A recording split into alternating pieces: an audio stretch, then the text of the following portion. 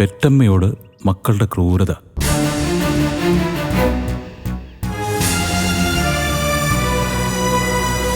മക്കളും മരുമക്കളും ചേർന്ന് വീട്ടിൽ നിന്ന് ഇറക്കി വിട്ട സുശീല എന്ന അമ്മയ്ക്ക് ജീവിക്കാൻ വേറെ വഴിയില്ലാതെ അമ്പലമുറ്റത്തിരുന്ന് ഭിക്ഷയെടുക്കേണ്ടി വന്നു. വളരെ കഷ്ടപ്പെട്ട് മക്കളെ വളർത്തി വലുതാക്കിയ സുശീലയ്ക്ക് ഇങ്ങനൊരവസ്ഥ വന്നതിൽ നാട്ടുകാർ മുഴുവൻ ഞെട്ടലിലാണ്.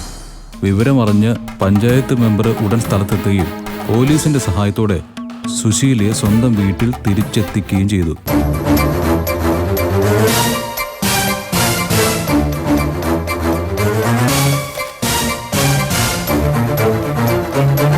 കുറെ കൂടി വിശദമായിട്ട് എഴുതിയിട്ടുണ്ട്. അതുകൂടി വായിച്ചാ പഞ്ചായത്ത് മെമ്പറേയും നാട്ടുകാരിൽ ചിലരെയും നമ്മൾ കൈവയ്ക്കേണ്ടി വരും. മതി ഇന്ദ്രേട്ടാ, ഇതൊന്നും വായിക്കണ്ട. ഇനിയിപ്പോ ആരെ കൈവച്ചാലും നമ്മുടെ മുഖത്തേറ്റ അടിക്ക് പരിഹാരമൊന്നും ആവില്ലല്ലോ. അതെ, ഞാൻ അപ്പോഴേ വന്ന് പറഞ്ഞല്ലേ ഇത് ഇങ്ങനെയൊക്കെ തീരുള്ളൂന്ന്. പഞ്ചായത്ത് മെമ്പർക്കും പത്രക്കാർക്കൊന്നും വിട്ടുകൊടുക്കാതെ സുശീലയെ കൈയോടെ പിടിച്ചിങ്ങ് കൊണ്ടുവരണമായിരുന്നു.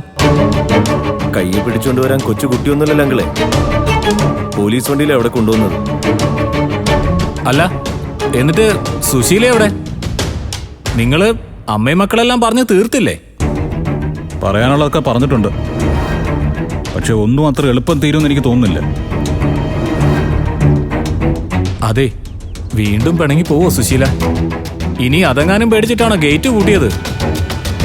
അതെ അങ്കിളെ, ഇനി അമ്മയെ തനിച്ച് പുറത്തു വിടണ്ടെന്നാണ് ഞങ്ങളുടെ തീരുമാനം. ഇനിയിപ്പോ അതിന്റെ പേരിൽ അമ്മ കേസ് കൊടുക്കട്ടെ.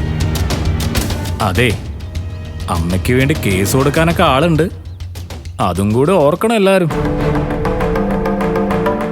അമ്മയെ ജയിലിൽ നിന്ന് ഇറക്കിയ ആളല്ലേ ഞങ്ങള്. അയാൾ അമ്മയെ തിരക്കി ഒരിക്കൽ കൂടി ഇവിടെ വരുന്ന കാത്തിരിക്കാൻ ഞങ്ങള്.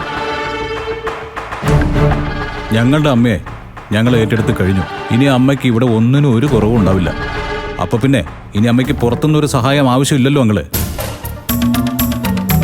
എന്നാലും ഗേറ്റ് അടച്ചിടുക എന്നൊക്കെ പറഞ്ഞ ആരെങ്കിലും പരാതി കൊടുത്ത പോലീസ് വീണ്ടും വന്ന് അന്വേഷിക്കും. തരാ അവരോട് മക്കൾ തടവിൽ പാർപ്പിച്ചിരിക്കുകയാണെന്ന് സുശീല പറഞ്ഞാലോ?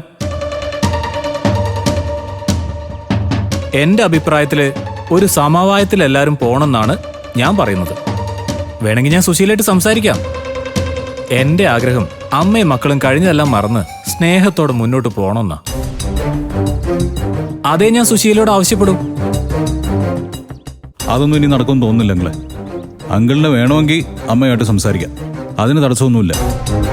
അനു, നീ അങ്കിളിനെ അമ്മയുടെ അടുത്തൊന്ന് കൊണ്ടുപോ. ചെല്ല്.